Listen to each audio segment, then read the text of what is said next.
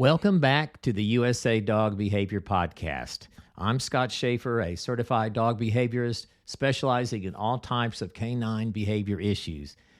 Today's episode, 8 ways to stop your dog from barking in the backyard.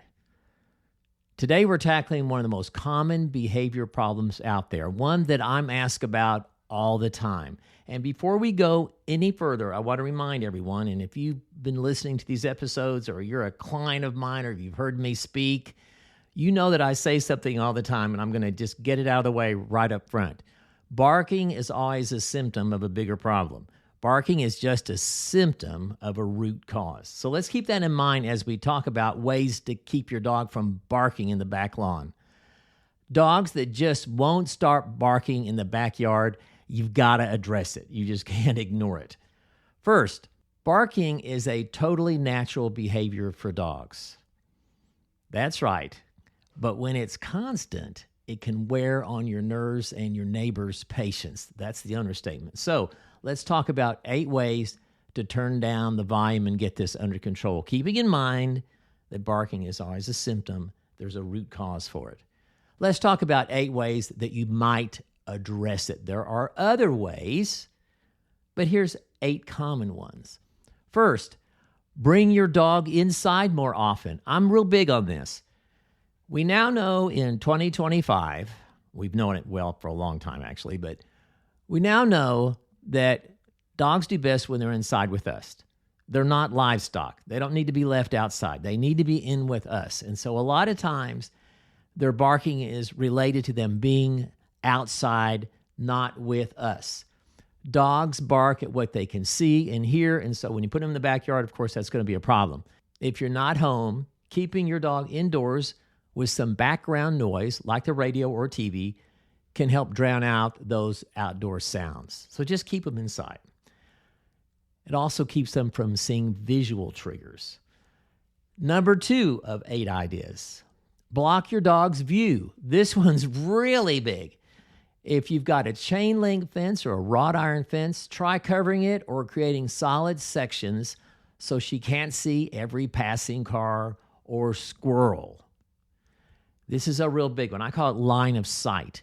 Dogs are triggered by what they see. Not all dogs, but many dogs. Simply removing a line of sight can really, really help.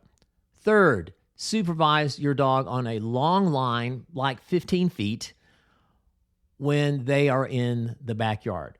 Reward them with small treats, small training treats, when they are quiet, and completely ignore your dog when they bark.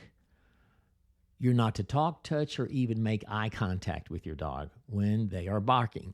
But you can only do this when you are in the backyard with her. You have to be in the backyard. Don't ever tether your dog and put him in the backyard.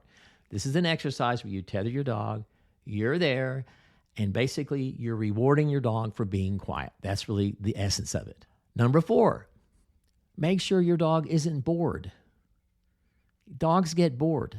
I know we don't like to think about that. So I hear this all the time. Oh, my dog, there's a big backyard for them to run around. Well, would you do that? If you're by yourself all day long, outside, lots of acreage, would you be doing laps all the time? Of course you wouldn't. You need something to do. Dogs with nothing to do often make their own entertainment, and that many times is not good. And that might even mean barking. So rotate toys, provide play, games, and get creative. Provide your dog something to do that's going to be good, not bad. 5th, exercise, exercise, exercise. Now, in a lot of cases, I think exercise is probably one of the most overprescribed remedies to all behavior problems that exist. No matter who you talk to, veterinarians, a lot of dog trainers, and everyone else in the industry, no matter what your dog's problem is, aggression, compulsive disorder, separation anxiety, just exercise the bejeebers out of them. Well, that's just not really true. But when it comes to barking in the backyard, that can actually help. So, because a tired dog is a quieter dog. A structured morning walk with your dog Maybe a lunchtime play break can work wonders. And when I say a structured walk, it's one where you walk your dog by your side and they follow you. In other words, they're paying attention to you. It's not just a sniff-a-thon and they're pulling on the leash the whole time. You expect them to kind of walk beside you and follow you. We call that a structured walk. This kind of walk provides better mental exercise for your dog. So it's not just the physical exercise of walking your dog, it's the mental exercise. So in this case, I think exercise can really help keep barking down in the backyard, especially if it's done early in the morning. Number 6, use food puzzle toys or stuffed Kongs, or toys like Kongs. Doesn't have to be that brand. They keep your dog busy and mentally satisfied while you're away. Now remember, we want your dog inside almost all the time, but if you need to go away for a little bit, or even just let them to go in the back lawn to go to the bathroom, sometimes we need to do some of these things to keep them from just barking. And this is one of them: puzzle toys, stuffed Kongs. Number 7, stop rewarding attention barking when you're in the backyard with your dog. Dogs do a lot more of this than people realize. If your dog is barking to get your attention, one of the ways that you know that is your dog will be making eye contact with you. Not looking at you, eye contact, eye to eye. And that's going to be an attention-getting device. Don't give in to her. Don't let that be rewarding. Even saying quiet can encourage it sometimes. Yelling at your dog can encourage it. Wait for silence, then reward your dog with attention or a small food treat.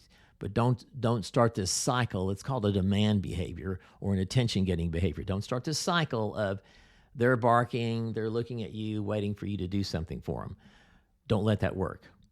And finally, number 8 is to teach a quiet cue. I probably need to do an entire episode on this because I'm going to really oversimplify this here. But you can go to some good websites, go to some decent websites, maybe YouTube videos that are legitimate, and teach the quiet cue. And basically, what you do is you just wait until your dog stops barking, say a cue word such as hush, and then immediately reward her with a small treat. Lengthen the amount of time your dog has to wait before giving them this small treat. Over time, they'll learn that being quiet pays off. This is one of those things that sounds harder than it is. It's actually pretty easy to teach this. It just sounds difficult. So let's wrap a little bit here. No dog should be expected to never bark. Okay, it's a dog. Okay, dogs bark. For example, at the front door, every time someone comes to your front door, I don't care if you have the most calm dog on the planet, when the doorbell goes off, just about every dog barks 2 or 3 times. It's normal. It's how they communicate. But when it's excessive, like what we see in the backyard, that's when it's a problem. You can teach better control. You can create an environment for them to not bark, and you can teach them some things that we talked about in today's episode. With patience and consistency, you'll both enjoy a calmer backyard, and your neighbors will be a lot happier. Thanks for tuning in. Again, I appreciate it. If you enjoy quick insights into dog behavior like this, please subscribe for more of these bite-sized episodes and leave a review if you find these episodes helpful. You can find us at usadogbehavior.com, where there are lots of free dog behavior resources for you. Videos, articles, things like that, all searchable. Almost all of them are free. You can follow us on Facebook by searching for USA Dog Behavior. So we'll see you next time. As always, now go love on your dog.